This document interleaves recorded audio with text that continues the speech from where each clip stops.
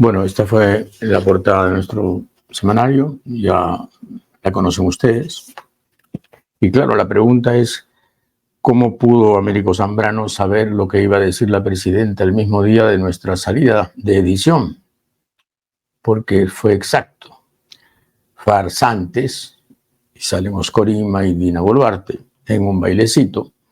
Y la bajada es, Dina Boluarte pretende ahora decir que tiene una relación especial con Wilfredo Oscorima y que le prestó el reloj Rolex de $18.250 que se empeñó en lucir y se atreverá a añadir que ya se lo devolvió y está convencida de que este nuevo cuento será asumido por la Fiscalía.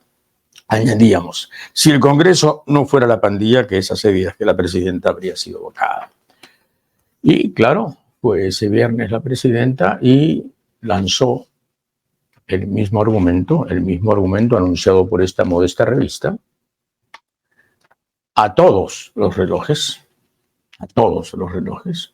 creyendo que el Perú es una federación de idiotas, creyendo que los peruanos no merecen, digamos, ningún aprecio, ningún respeto por la inteligencia, ninguna relación ética. Yo me acuerdo que en un momento dado, en Liberación, hace muchos años, cuando dirigí Liberación, diario que fundé, llegamos a un momento en que el estropicio era tal, el asco era tal, que empezamos a decirle alias presidente de la República al señor Alberto Fujimori, porque era imposible decirle presidente de la República, era ensuciar el país, era ensuciar el cargo, era rebajarnos como nación, era verdaderamente ensuciarnos. Y lo empezamos a llamar alias presidente de la República. Estamos hablando de 1999, ¿eh? Y a Montesinos lo empezamos a llamar alias asesor de inteligencia. Y nos decían, están locos, los van a matar, los van a meter presos. Y la verdad es que ya importaba poco lo que pasara, porque habíamos llegado al momento de, digamos, ruptura con la sensatez. Habíamos roto con la sensatez. Habíamos roto con el instinto de sobrevivencia y lo único que queríamos era decirle a la gente, es hora de abatir esto. Felizmente eso duró unos meses, vino el 2000, ocurrió lo que todos sabemos. Y cuando nos enteramos de las miserias, de las intimidades de esta pandilla, claro, el alias presidente de la República resultó absolutamente exacto. Y yo me atrevo a decir que Dina Boluarte es ahora alias presidente de la República. Alias presidente de la República. Porque no es posible estar en ese cargo, estar en Palacio de Gobierno, representar a la nación según la Constitución y salir a decir, mi amigo fraterno me prestó los relojes porque es muy bueno. Le prestó los relojes. Uno de ellos se lo prestó el día de su cumpleaños y además le entregó las credenciales de Rolex. Esta mujer ofende al país. Esta mujer destruye la institución presidencial que ya estaba muy mellada, que ya está virtualmente exterminada en este periodo. Pero es una ofensa que siga ahí. Es una ofensa que el Congreso de los delincuentes mantenga a esta señora, a esta alias presidenta de la República. Y claro, las cosas son como son. Hay una encuesta que publica el diario Perú 21, donde el 85% señala que la señora Boluarte lo que está buscando es entorpecer las investigaciones fiscales. Y que claro, lo tácito es que todo lo que diga y todo lo que haya declarado tiene esa meta, ensuciar la investigación y tratar de crear falsas pistas y plantear, digamos, un anecdotario inverosímil, ¿no? ¿Quién puede creer que Oscorima le presta los roles para que luego se los devuelva? También se sabe, y esta es una publicación del diario El Comercio, que la empresaria Esperanza Rojas Gutiérrez, presidenta de Huari-Yacta, el movimiento regional con el que Wilfredo Oscorima se convirtió en gobernador de Ayacucho, firmó un contrato por 22 millones de soles para una obra cuyo presupuesto fue cedido por el gobierno de Dina Boluarte. El Comercio en realidad reproduce un reportaje de Punto Final. Otra más. Otra fechoría más. Y María Elena Castillo en La República nos informa que Boluarte ni siquiera declaró el reloj, ese reloj que exhibió, que dijo, esto me lo compré en Davos hace 2 años. Ni siquiera lo declaró cuando regresó al país de aquel viaje malhadado en donde nos representó tan mal. No lo declaró. Otra omisión, otra raya de la tigresa.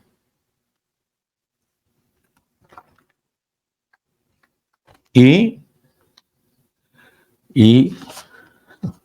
se halló una certificación de una pulsera en la casa de la presidenta, que no es la pulsera de la que habló el diario La República, sino que es otra, comprada en la casa Banquero. Una pulsera que vale $13.000. Sí, pues. Y que también fue comprada por Wilfredo Oscorima. La compra se realizó el 25 de julio del año 2023, $13.650. Los documentos los tenía la señora en su casa.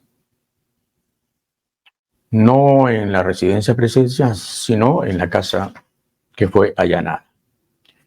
Y un nuevo aporte de Graciela Villasís en El Comercio nos señala que la señora Boluarte retiró 1.800.000 soles de sus cuentas bancarias. La presidenta registra cientos de egresos en efectivos y por transferencias en sus cuentas del BCP entre el 2016 y el 2022. El monto es casi $500.000 de soles más alto que los ingresos que recibió en el mismo periodo. En total tenía 16, no 11, 16 cuentas en el BCP y otras en el Banbif y en la cuestionada Caja Raíz. Y desde luego el Colegio de Abogados de Ayacucho ha solicitado la investigación de Oscorima. Oscorima va mañana a la Fiscalía. Y existe el rumor de que después del interrogatorio la Fiscalía podría ordenar su detención o podría solicitar, su detención preventiva. Si fuera así, Oscorima va a cantar y este proceso se va a acelerar. Este proceso de despido de la presidenta por todo lo que significa su presencia deshonrosa en Palacio de Gobierno. Si Oscorima canta, esto tiene que acabarse a pesar del Congreso de los Delincuentes. Vamos a ver si la Fiscalía logra este objetivo, porque ya es hora de decir basta. Vamos ahora a pasar a la entrevista. La entrevista de esta noche es con el embajador Walid Muakat, que es el embajador de Palestina en el Perú. Buenas noches, señor embajador. Buenas noches, ¿qué tal, César? Muy bien. Tantos años viendo el drama palestino, asistiendo a este escenario duro y cruel para los palestinos, y tanto tiempo, señor, viendo la indiferencia árabe, la indiferencia de las potencias árabes y en general del mundo árabe. ¿Por qué? ¿Por qué le dan la espalda a los palestinos? Yo creo que la posición norteamericana últimamente, los últimos 10 años, han intervenido profundamente en la gran mayoría de esos países, especialmente los países del Golfo, donde siempre le dicen nosotros lo vamos a proteger de cualquier agresión, de cualquier intervención extranjera, refieren Irán, refieren otros países. Por eso las bases, casi hay bases militares en todos esos países. Yo veo que estos países están amarrados, están comprometidos de una manera sin querer queriendo, o tal vez los gobernantes le agrada estar con esta línea de que Estados Unidos tiene, como ha dicho Sadat antes, el 99% de los papeles de la paz están en manos de Estados Unidos. Todo el mundo cree que Estados Unidos es la solución de todos los problemas y especialmente la cuestión palestina. Y hemos visto al contrario que Estados Unidos ha sido no solamente el gran aliado, sino el principal obstáculo para la solución definitiva para el problema palestino desde, no voy a hablar del 48. Bueno, embajador, eso más o menos es obvio y es público, pero yo le pregunté sobre la hermandad árabe, la solidaridad árabe, que no ha existido. Hemos visto cómo se ha portado Egipto, cómo se porta Egipto ahora en Rafah, cómo se portó Jordania con el Septiembre Negro. Sí, lo sabemos. Entonces, esto no lo explica solo Estados Unidos. Hay una desunión sangrienta en el mundo árabe. No, hay un chantaje norteamericano a estos países. Yo creo, hay un chantaje. Yo creo que está... Bueno, quien acepta el chantaje será por algo, ¿no? Sí, porque tú sabes la situación de Egipto casi económicamente al cero y hay un descontento totalmente y para ellos piensan que entran en una guerra, no pueden seguir, no pueden continuar por la situación que tiene Egipto. Hay muchas críticas en el fondo sobre el manejo, la economía egipcia. Esto tal vez que le hace al presidente de Egipto pensar dos veces si interviene o no. Y otra cosa, esto no es secreto. Netanyahu amenaza, según la información, amenazaba directamente a cada uno de estos países. Varios países le amenazaba de que él tiene la fuerza, tiene la potencia, pórtate bien, pórtate mal. Yo creo que la situación, el camino ha sido fácil, el camino ha sido blindado por Estados Unidos y Israel está utilizando todo este apoyo norteamericano para que ella actúe principalmente como ella quiere.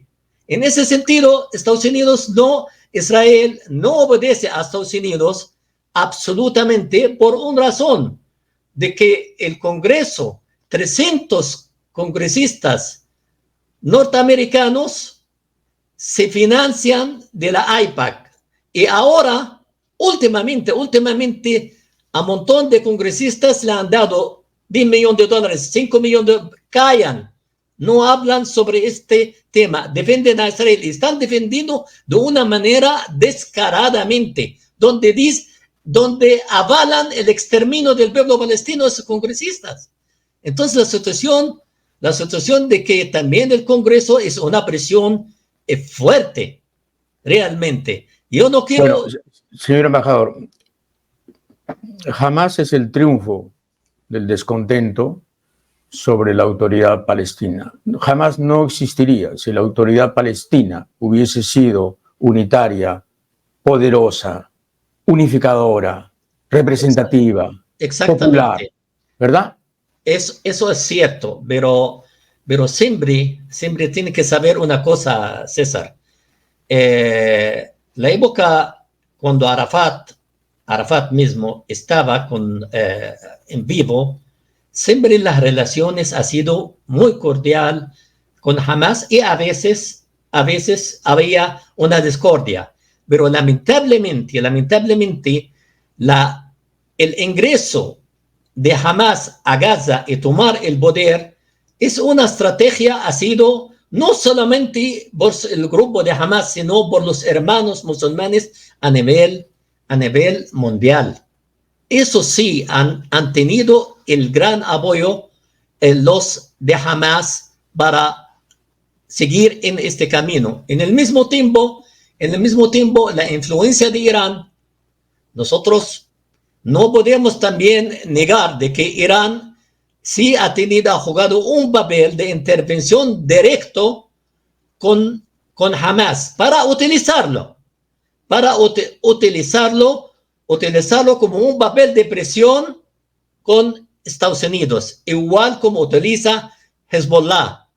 En el mismo tiempo, yo estoy de acuerdo con Hezbollah de pelear con Israel, porque Hezbollah, el único que liberó el territorio del Líbano, el sur del Líbano, por las armas, porque Israel es una entidad solamente se entiende a través de la guerra, a través del enfrentamiento.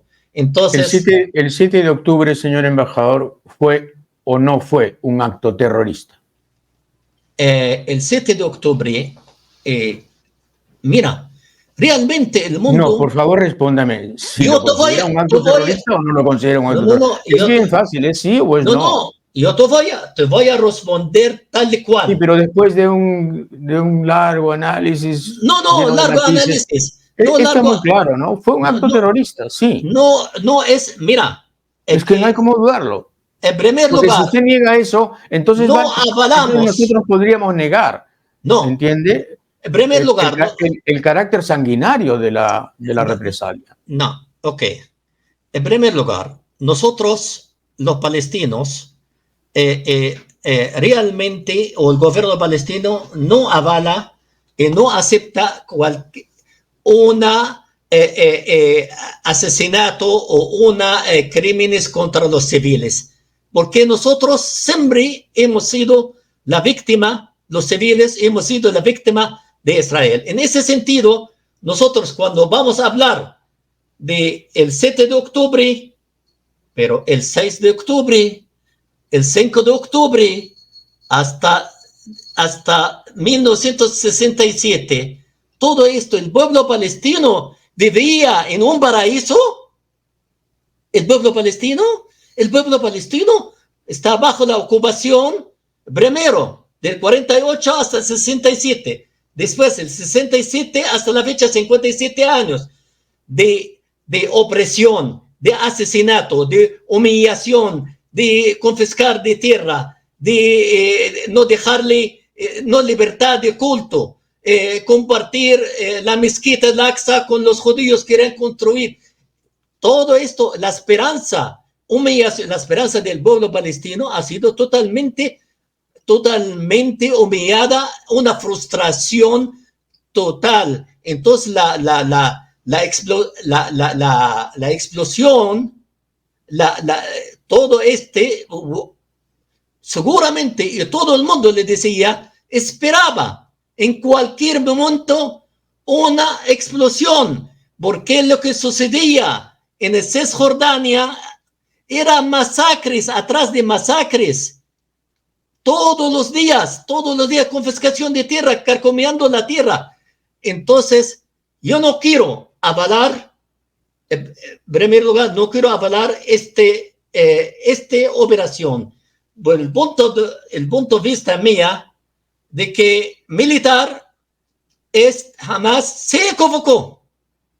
Se equivocó porque jamás no es un Estado, jamás es una operación de locura, porque ellos no tienen tanques, ni aviones, ni un ejército para que ingresan y mantenerse ahí y puedan avanzar. Si no es una operación, sabe que Israel va a contestar de una manera más cruel que hay. Es uno. Segundo, Israel está muy claro que Israel tenía el plan bien planificado, bien preparado. No sucedió el 7 de octubre, sino ellos tenían todas las intenciones y está muy claro de que ellos querían desaparecer Franja de Gaza de todas las condiciones de vida. Por eso, para planificar, destruir Bueno, en todo. resumen, señor embajador, ¿condena usted lo del 7 de octubre o no lo condena? Yo condeno todos los actos terroristas contra los civiles. Todos. Volvamos a 1948. Volvamos a 1948. Quizás aceptar a Israel hubiera sido lo más conveniente, la política de los dos estados, la propuesta original de Naciones Unidas.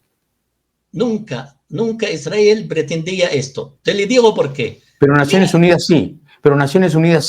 La nación, claro, es que las Naciones Unidas te voy a decir, imagínate tú estás en el Perú aquí sentado en la playa, tranquilo, y viene las Naciones Unidas y le dice, mira, vamos a repartir este país, vamos a dar Tacna a Chile, vamos a Ecuador.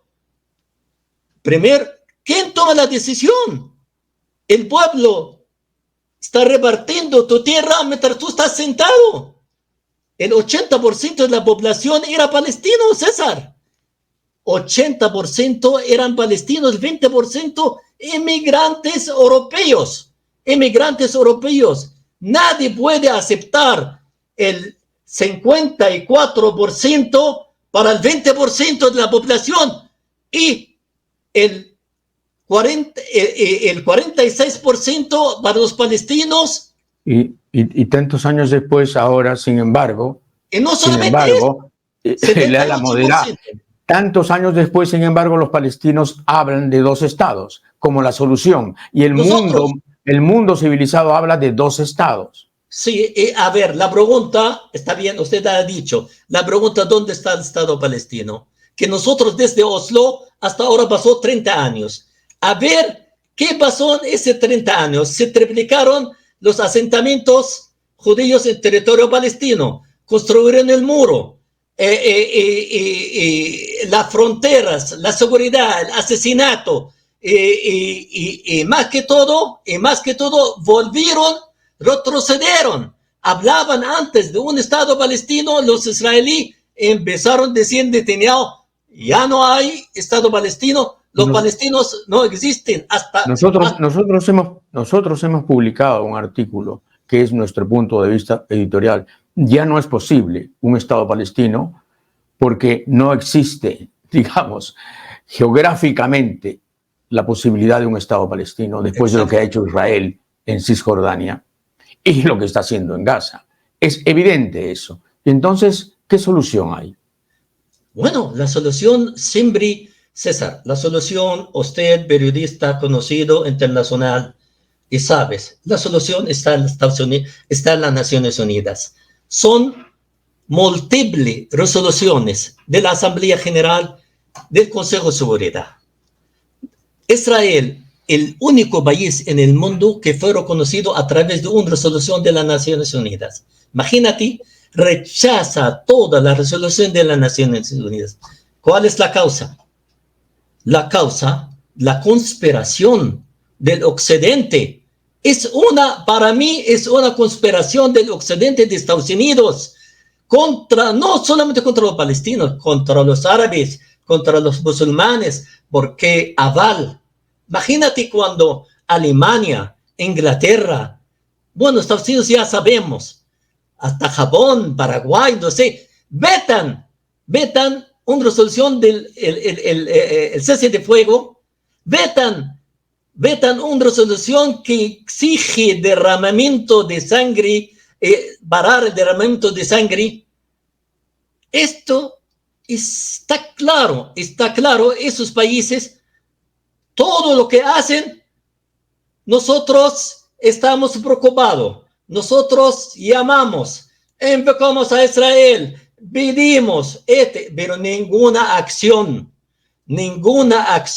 palpable así que obliga a Israel a utilizar castigos como utilizaron con todos los países del mundo, utilizaron contra Irak.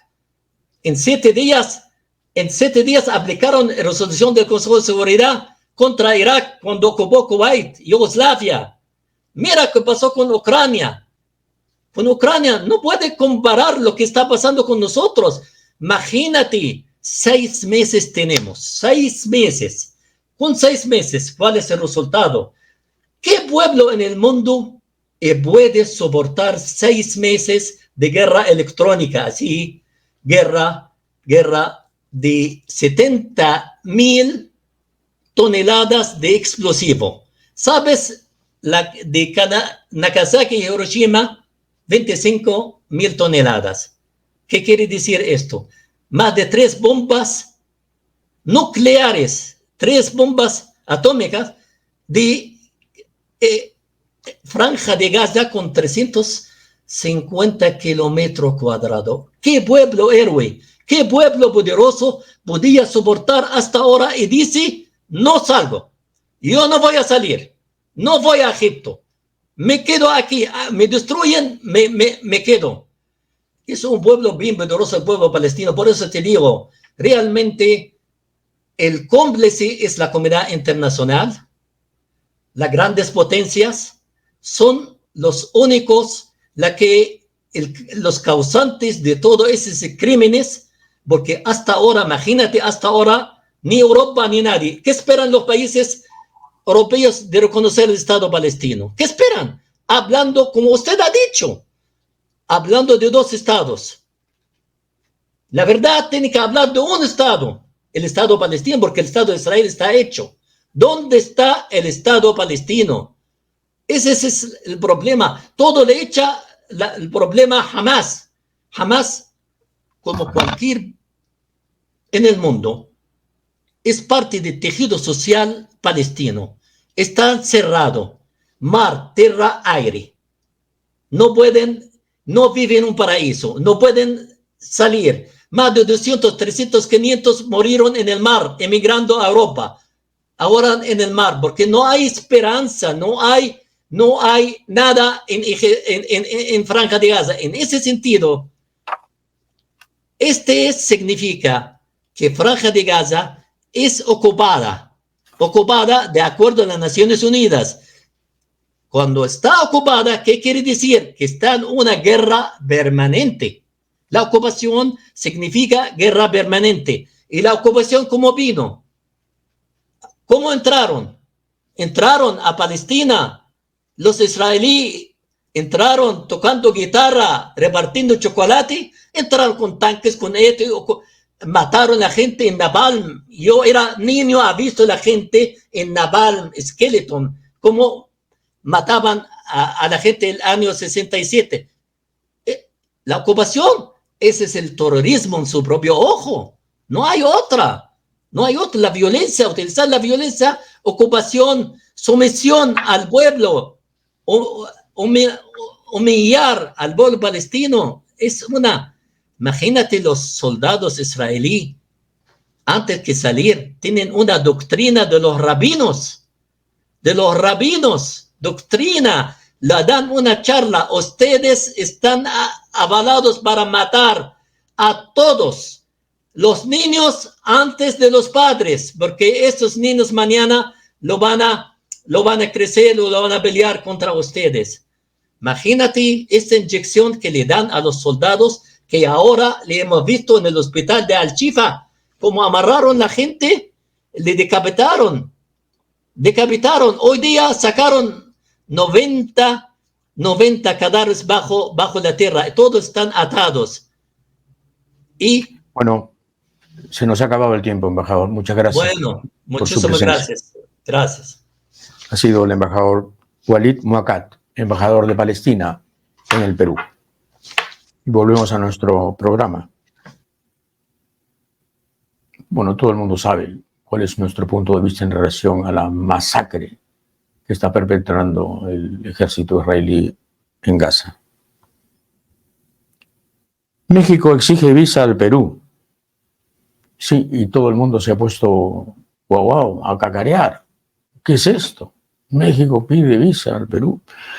Pero nuestras fuentes nos dicen que en realidad la decisión de México se debe a un pedido de los Estados Unidos, porque resulta que más de la mitad, quizás un poco más de la mitad, según nuestras fuentes, de los peruanos que estaban yendo a México, estaban usando México como puente para entrar a los Estados Unidos, de la manera en que, en fin, el Coyote Express te puede conducir a los Estados Unidos. Entonces, cuidado con tergiversar las cosas. Esta no es una decisión personal de Andrés Manuel López Obrador. Esta parece ser una decisión de la Cancillería mexicana para congraciarse con los Estados Unidos, lo cual tampoco está muy bien, que digamos, ¿no? Pero parece que es un pedido de los Estados Unidos. Y bueno, esto de Ecuador ha sido increíble, ¿no? La violación del Tratado de Viena en el formato esperpéntico. Daniel Noboa da ganas de decirle mono con metralleta al presidente de Ecuador, Daniel Noboa. De verdad, mono con metralleta. Ni Pinochet se había atrevido a violar la soberanía de una embajada. Ni Pinochet. Cuando Joan Garcés, el español, que escribió un gran libro sobre Allende y que era asesor de Allende y que estuvo en La Moneda con Allende hasta el último minuto casi, cuando Joan Garcés estaba asilado, Pinochet no pudo tocarlo y salió escoltado al aeropuerto y lo protegieron hasta que salió rumbo a Madrid. Y esa fue una gestión que hizo precisamente el embajador español, el embajador franquista español en Santiago. Pero ni Pinochet se atrevió a violar una embajada como lo ha hecho Daniel Noboa, ¿no? Ahora, claro, es el mundo que marcha a pasos acelerados hacia la barbarie, porque, claro, Noboa entra a la embajada de México en Quito, pero resulta que Israel bombardea el consulado, sí, el consulado iraní en Siria, el consulado iraní en Damasco. Lo bombardea, lo destruye y mata a 7 que estaban ahí, diciendo que eran, digamos, parte de la Guardia Republicana, parte selecta, parte de la élite de la Guardia Republicana. Y no pasa nada. ¿Cuál es la sanción para Israel por volar un consulado? Ninguna.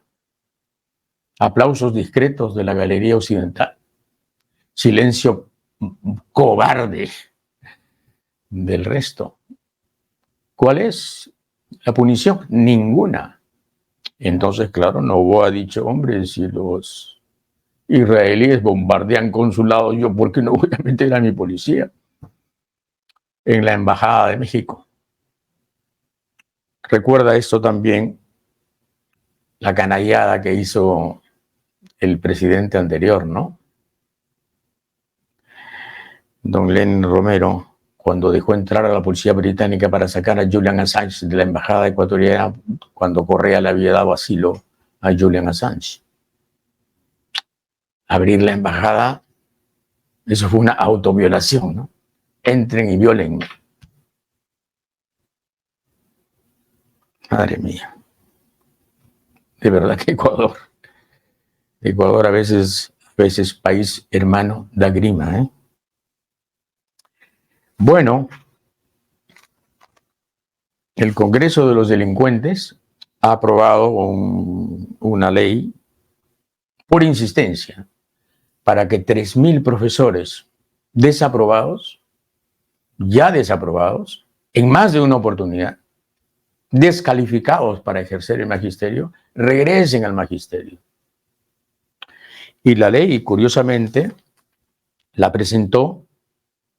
impulsó Alex Paredes, del bloque magisterial. Alex Paredes había reprobado 5 pruebas docentes. 5 pruebas docentes. Y él es el que presenta la ley y el Congreso de los Delincuentes la aprueba. El Ejecutivo tímidamente intentó, digamos, parar el asunto. No pudo, desde luego. tímidamente, como haces con un congreso de delincuentes. Lo tímido no funciona con esta gente. Y desde luego ya está. 3.000 desaprobados, 3.000 descalificados, 3.000 semianalfabetos funcionales regresan a la escuela pública, pagados por el Estado, para, digamos, en fin, completar el ciclo de la educación, ¿no? Entre comillas, todo. ¿Qué pueden enseñar si fueron reprobados en exámenes que son archifáciles? Alguna vez leí uno de esos exámenes. Para cualquiera, aunque no hayas estudiado educación, lo apruebas si tienes, digamos, una pizca de cultura general. Unas cuantas lecturas, no digo muchas, unas cuantas. Pero no, desaprobados, reiterados, regresan porque le dio la gana a un sinvergüenza que además tenía 5 reprobaciones personales. Ese es el Congreso de los Delincuentes que avala al expresidente de la República. Eso es el Perú hoy. Avergoncémonos. Avergoncémonos.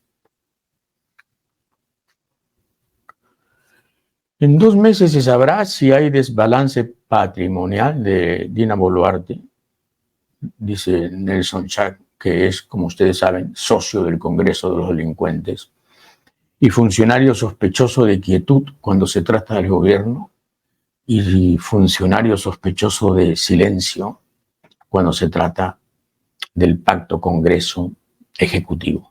Yo no le quiero una palabra. 2 meses, no. Eso ya está periodísticamente probado. Ahora, que lleguen los jueces, que lleguen los fiscales, pero está probado que la señora es una farsante y que tiene cuentas ocultas importantes y que tiene ingresos brutos, digamos, no declarados. Y hay como 22 etcéteras que estoy omitiendo. Javier Milei, el presidente de Argentina, está cruzando la raya roja que, digamos, imaginamos para cualquier presidente, aún tratándose de un país medio enloquecido como es Argentina en estos momentos. Defiende a la dictadura, habla de los militares como víctimas de una justicia inequitativa, maligna, civil, izquierdosa,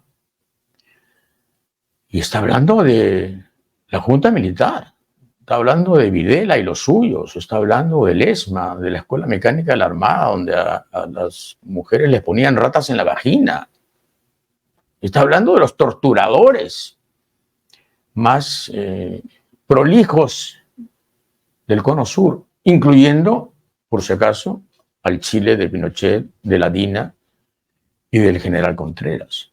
Está hablando de ellos y los defiende.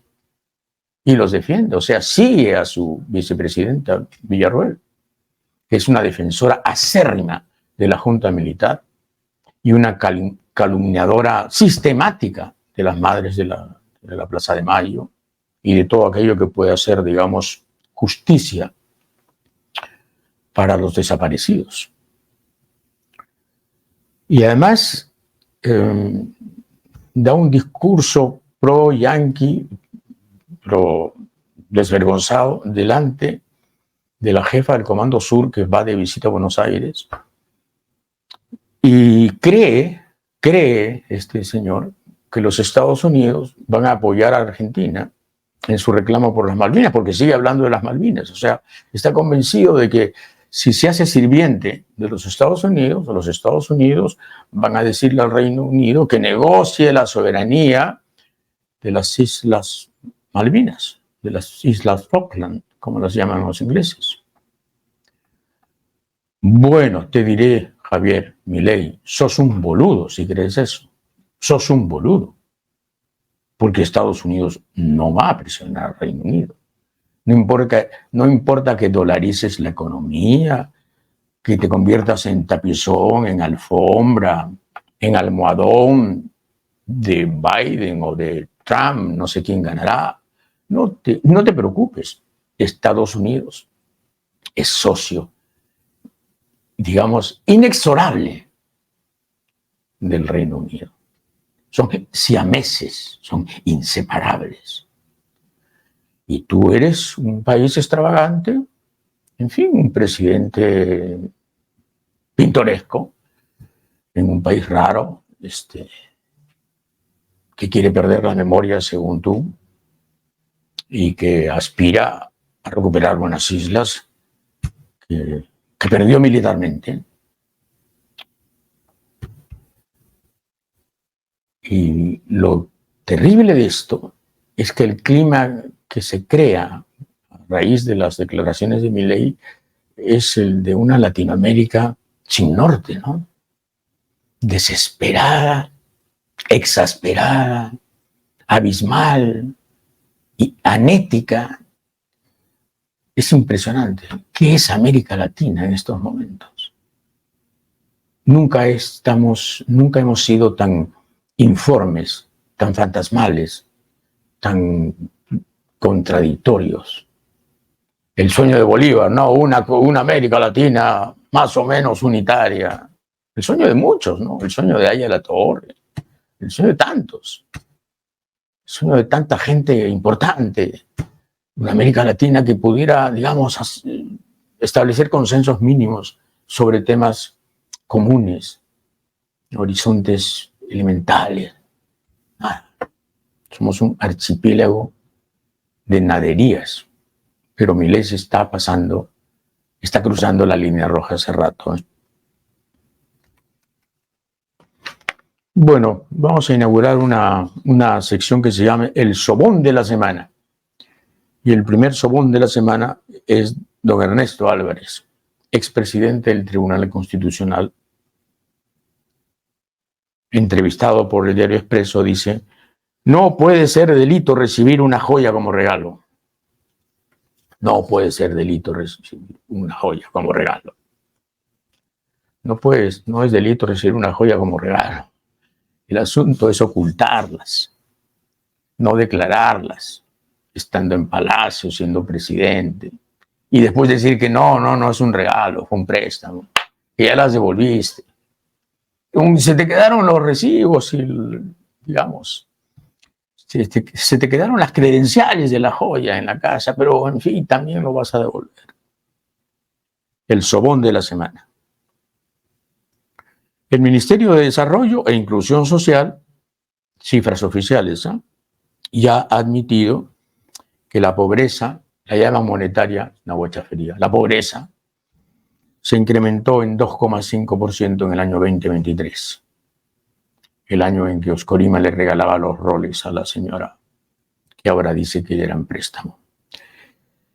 Y ese incremento de 2,5 ha elevado la pobreza a 30%. Oficialmente, ya no es una ONG, ni es un estudio privado, ni una universidad. El Ministerio de Desarrollo e Inclusión Social.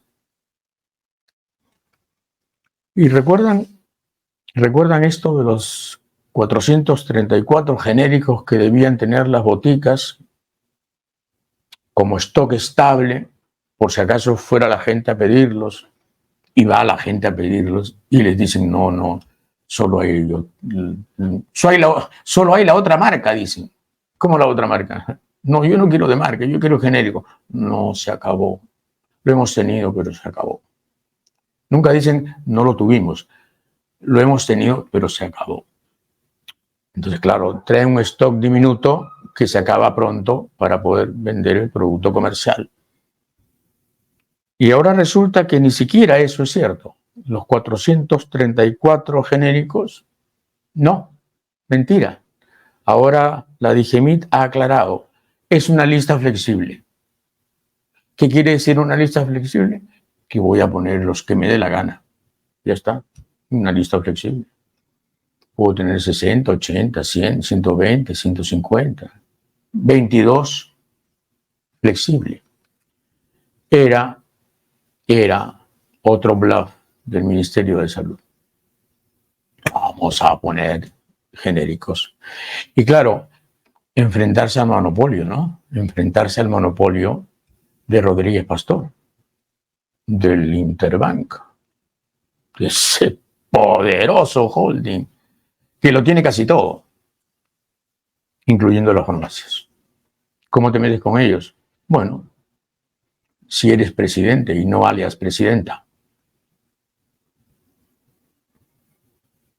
Kristalina, se llama así, Kristalina, con K, Georgieva, que es la directora del Fondo Monetario Internacional, es una linda mujer.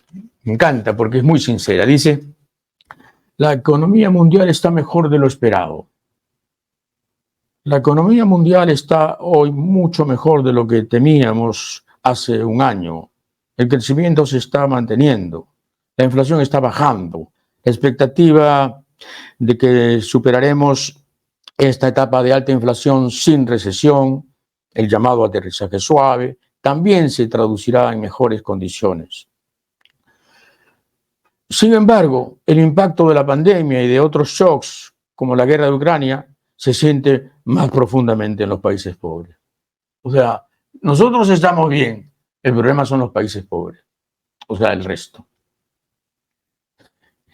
Qué sinceridad, ¿no? El Fondo Monetario Internacional, como siempre, haciendo lo suyo, su chamba, que es trabajar para las grandes potencias y sobre todo trabajar para la política ultra neoliberal impuesta por los Estados Unidos desde hace varias décadas, con mucho éxito en América Latina, entre comillas, ¿no? Con mucho éxito, entre comillas. Impuesta siempre a patadas, debo decir.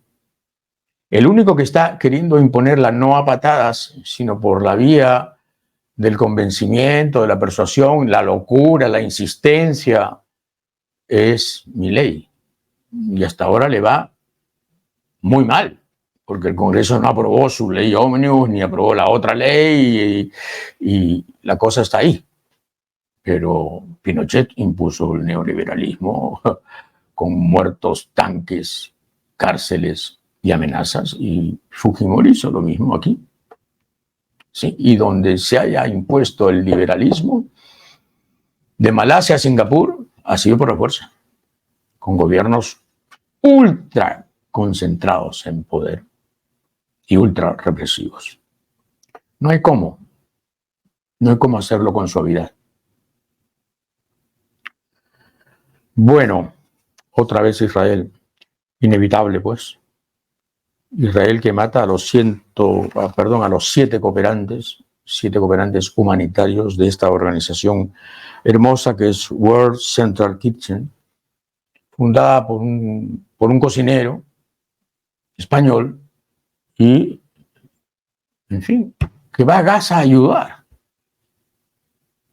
Israel bombardea un auto, bombardea el segundo, bombardea el tercero y mata a 7 de estos trabajadores humanitarios que estaban llevando comida a los hambrientos. Hay gente que se está muriendo de hambre en Gaza y los mata. ¿Cómo será la cosa de grave, de ruin, de malvada, que Netanyahu ha pedido disculpas? Madre mía, ¿cómo será? El gobierno, quiero decir, ¿no? El gobierno de Netanyahu ha pedido disculpas. Ha dicho que fue un error. Pero no fue un error. Fue un piloto que decidió, o un comando que decidió, el disparo de esos drones. Porque la secuencia es clarísima. Del primer carro salen sobrevivientes que se van al segundo, del segundo también bombardeados salen los pocos que quedaban al tercero, y el tercero también es bombardeado. Y además ellos habían dado, los cooperantes, las coordenadas por las que iban a discurrir en su peligrosísima, temeraria, humanitaria, heroica marcha por carretera. Enzo De Filippi ha escrito un magnífico artículo en el diario Gestión, un artículo que se llama Mitos Panamericanos. Y entonces recuerda lo siguiente: De acuerdo con un estudio encargado por el MINCETUR, los Juegos Panamericanos Lima 2019 solo atrajeron a 21.000 turistas extranjeros, los que dejaron en el Perú 26 millones de dólares. Esa fue la ganancia. Ganamos 26 millones de dólares. Pero resulta que solo el presupuesto de operaciones requerido para generar esos ingresos, o sea, montar todo el aparato de los Panamericanos, nos había costado 400 millones. Invertimos 400 millones y obtuvimos 26 millones. Y entonces se pregunta Enzo De Filippi, profesor de la Universidad del Pacífico, ¿tuvo sentido gastar 400 millones para solo generar ingresos por 26? Obviamente que no. Pero era el año 2019 y no sabíamos, era la primera experiencia y no sabíamos lo que iba a ocurrir, ¿no? Hoy, a pesar de que ya sabemos lo que ocurrió, nos hemos comprometido a gastar 369 millones de dólares por el mismo concepto, por los nuevos Panamericanos del 2027. ¿Cómo si perdiste tanto, invertiste 400 y solo obtuviste 26, invertiste 400, obtuviste 26, ahora estás invirtiendo 369 para quizás, digamos, con suerte, conseguir 30? ¿Por qué haces eso? Bueno, y pues, qué pregunta tan difícil, ¿no? Tiene sentido si el país está gobernado por idiotas. Tiene sentido. Solo tiene sentido si el país está gobernado por idiotas, que no saben sumar. Es lo que hace Enzo De Filippi. Suma y resta, nada más, suma y resta, y no cuenta. No salen las cuentas. No encajan. Libros. Es un libro rarísimo. Es Historia de la leyenda negra hispanoamericana.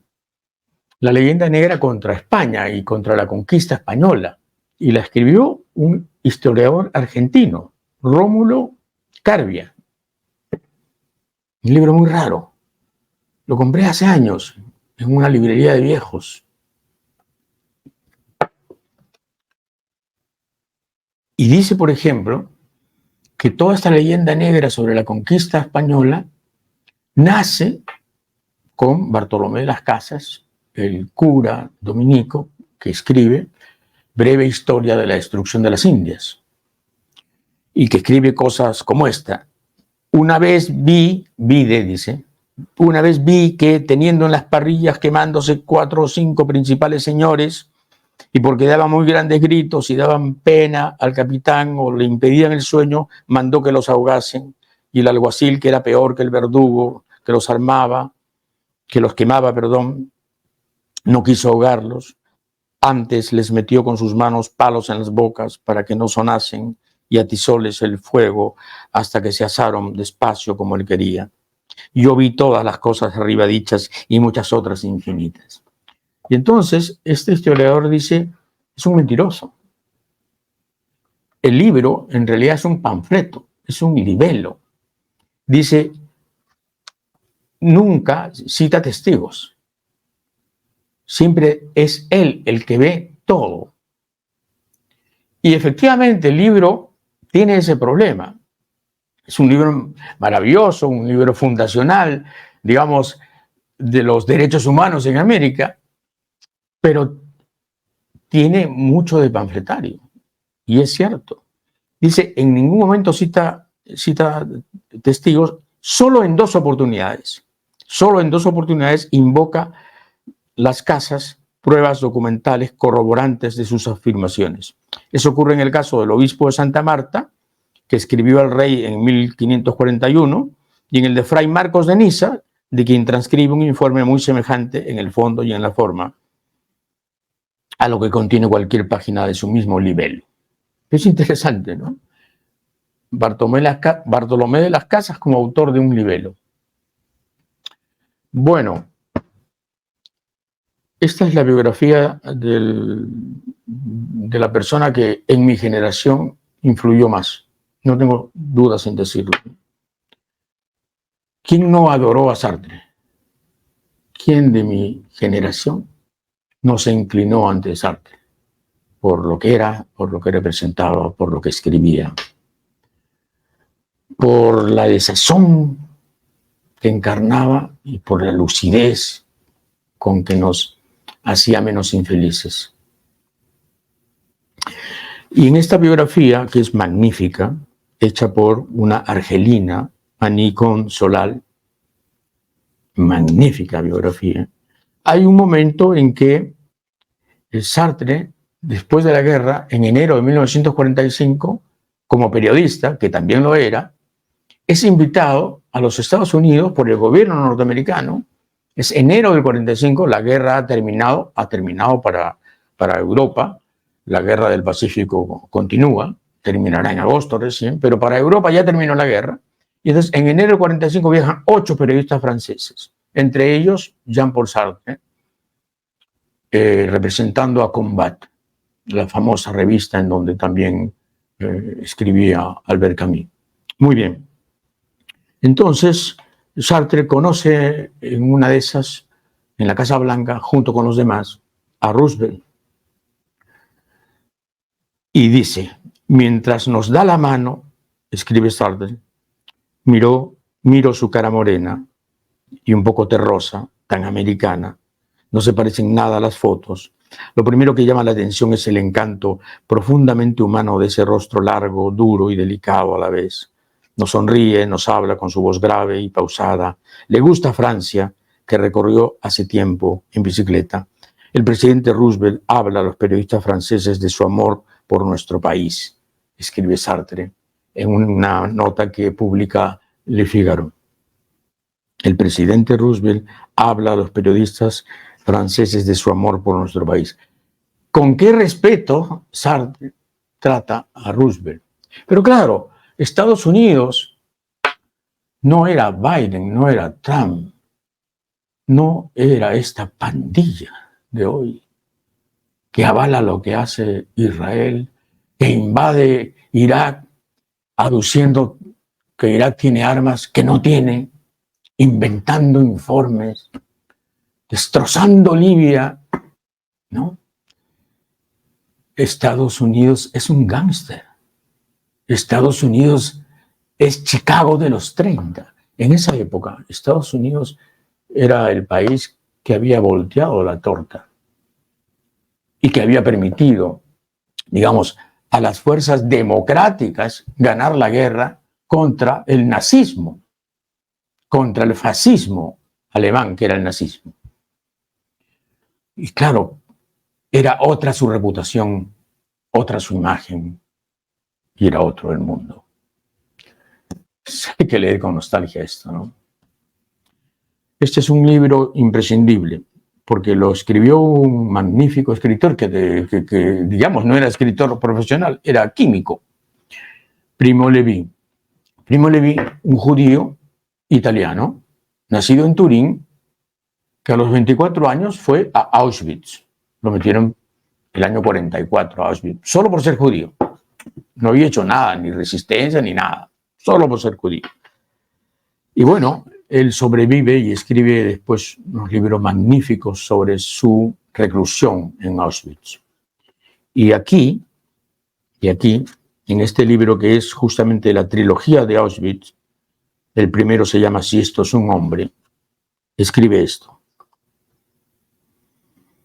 Está hablando de llegan los trenes y cómo baja la gente, ¿no? Por este andén terrible, siempre frío y siempre de noche además, llegan los prisioneros. Entonces, sabemos también que por tenue que fuese, no siempre se siguió este sistema de discriminación entre útiles e improductivos, y que más tarde se adoptó con frecuencia el sistema más simple de abrir los 2 portones de los vagones sin avisos ni instrucciones a los recién llegados. Entraban en el campo los que el azar hacía bajar por un lado del convoy y los otros iban a las cámaras de gas. Ya era una cuestión aleatoria. Ya ni siquiera discriminaban entre jóvenes, mujeres, viejos, ¿no? Adultos, digamos, musculosos y sanos. Cosa que hicieron al principio. Y dice Primo Levi, Así murió Emilia, que tenía 3 años, ya que a los alemanes les parecía clara la necesidad histórica de mandar a la muerte a los niños de los judíos. Emilia, hija del ingeniero Aldo Levi de Milán, que era una niña curiosa, ambiciosa, alegre e inteligente, a la cual durante el viaje en el vagón atestado su padre y su madre habían conseguido bañar en un cubo de zinc, en un agua tibia que el degenerado maquinista alemán había consentido en sacar de la locomotora que nos arrastraba a todos a la muerte. Sí. ¿Qué diría Primo Levi de lo que pasa en Gaza? De las miles de niñas asesinadas por los bombardeos israelíes. Niñas inocentes, tan inocentes como Emilia. Y tan tocadas por la muerte como Emilia. Y las familias de las Emilias. ¿Qué diría Primo Levi de Gaza? Estoy seguro que estaría repudiando lo que hace Netanyahu.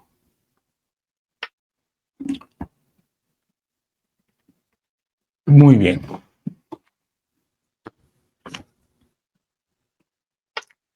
Este es un libro muy interesante que es Periodistas peruanos del siglo XIX. Un montón, ¿eh? Por si acaso. Es una lista interminable hecha por el historiador Manuel Sanutelli Rosa. Siempre agradable leer a Sanutelli porque es tan preciso, tan trabajador, tan minucioso en sus búsquedas y en sus hallazgos, ¿no? Y entonces habla de Manuel Amunátegui, el fundador del diario El Comercio. Porque Villota efectivamente es cofundador, el argentino Alejandro Villota es cofundador, pero tiene un papel menor. El verdadero tipo que funda El Comercio es Manuel Amunátegui, que es chileno, nacido en Chillán, el 3 de junio de 1802, que fue oficial del ejército español. Como nació en 1802 en Chile, Chile todavía era una capitanía del virreinato, ¿no? Una capitanía. Entonces, él es un chileno español y además está en el ejército español. Es realista. Y entonces, combate en Ayacucho, pero no combate por la independencia del Perú, combate en el lado realista, en el lado español. Es derrotado, como todos los españoles, en Ayacucho. Pero en el acta de rendición le dan una serie, a los rendidos les dan una serie de prerrogativas, entre ellas la de quedarse en el Perú. Y entonces el tipo, el año 24, derrotado en Ayacucho, después de pelear por los españoles, dice, pues me quedo. Y entonces ahí se junta con Villota para hacer unos experimentos mineros de búsqueda de minerales en Cerro de Pasco y les va muy mal. Y después deciden fundar el diario El Comercio. Pero antes, esto es mucho después, me salteaba algo importante. El año 27-28, él regresa a Chile. Después de estos, de estos intentos de minería en Cerro de Pasco, que le va mal, se va de nuevo a Chillán, a su tierra natal. Y regresa al Perú en 1836. Por segunda vez regresa al Perú en un ejército. Primero fue en el ejército español. Combate en Ayacucho por el ejército español. Y ahora combate contra la Confederación Perú-Boliviana de Santa Cruz. Y viene el ejército que derrota, en el segundo ejército, que derrota al ejército de Santa Cruz y que destruye la Confederación Perú-Boliviana. Y ahí sí es el año 39, cuando la batalla de Yungay decide el triunfo chileno, y entonces ahí sí decide quedarse. Y ahí sí se reúne otra vez con Villota y fundan El Comercio. O sea que un chileno que combatió con los españoles y que derrotó a la Confederación Perú-Boliviana, fundó el diario más antiguo y probablemente prestigioso del Perú. Paradojas, ¿no? Paradojas. Muy bien. Mosca Azul publicó alguna vez un libro muy importante que fue Las furias y las penas. Hay en mi corazón furias y penas, decía Quevedo. Y es el epígrafe además de un famoso poema de Pablo Neruda que se llama Las furias y las penas. Pero son entrevistas a Pablo Macera. Pablo Macera fue un gran tipo. Una de las personas más inteligentes que yo he conocido. Más brillantes que yo he conocido. Era el nuncio apostólico de la sabiduría en el Perú. Abría la boca y todos tomaban nota. Decía algo y todos decían, esta frase será recordada. Pablo Macera, el sucesor de Jorge Basadre, el historiador, digamos, que en los años 70, 80, era la voz cantante de su generación. Y entre las entrevistas que reúne este libro, Las furias y las penas, hay una entrevista que yo le hice. Una entrevista que le hice para Caretas. Y que ahora, vista la perspectiva de los años, yo considero que es, digamos, dentro de mi medianía habitual, una de las mejores que hice. Porque una entrevista es buena cuando uno logra que la persona le diga cosas que nunca dijo. Una entrevista no es buena por las preguntas, generalmente lo es por las repreguntas. Pero una entrevista es de verdad buena cuando logra la confesión de alguien, la admisión de algo. Y en un momento dado, Macera dice, quiero contarle algo. En los últimos 3 años se ha producido dentro de mí y en un proceso cuyas raíces no conozco, un efecto de separación generalizada. Yo he perdido el 99% de mis afectos y proximidades. Incluso ocurre esto a nivel familiar. Curiosamente, habla Macera, curiosamente, a partir de esa separación entiendo mejor mis relaciones con los demás y he adquirido un descubrimiento indispensable. Yo pregunto, ¿cuál? Macera, mi enorme parecido con las personas que más me desagradan. He descubierto, no por teoría, los mismos máximos defectos y vicios, agresividades, envidias, cóleras y pequeñeces que he visto en los demás y que determinan mi separación. Y añade más adelante, mire, quiero decirle algo que quizás le parezca una frase y que quizás dicha merezca otro arrepentimiento, pero quiero decírsela.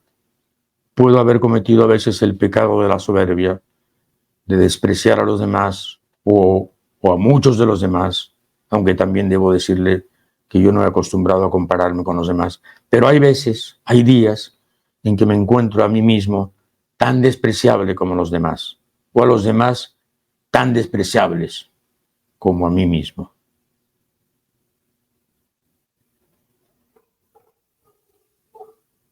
Dios mío, siento escalofríos porque recuerdo a Pablo Macera diciéndome esto. En su casa en Camacho, en mangas de camisa, con su mirada brillante, mirándome.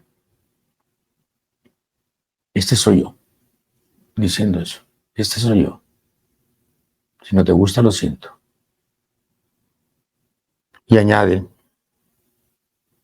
dentro de una sociedad enferma, quien se siente bien está peor que aquellos que admiten estar mal. En esta sociedad, la conciencia consiste en sentirse mal. La salud es una forma de adaptación incorrecta. Quien se siente feliz en el Perú es un miserable, definitivamente. Ni siquiera un tonto. Pablo Macera. ¿Cuánto lo quisimos? ¿Cuánto lo quisimos? ¿Cuánto lo necesitamos? ¿Cuánto lo saqueamos? ¿Y cuánta pena nos dio? ¿Cómo terminó? Y para terminar, Gustavo Valcárcel. Gustavo Valcárcel, el padre de Rosina. En 1948 publicó este libro, Con fin del tiempo y de la rosa. Y es un soneto que no dice nada. Pero es que esa es la poesía. No dice nada, pero es música. Si pájaro de amor moría, era su amor el ala que volaba, geografía amorosa le surcaba, aérea remembranza le envolvía.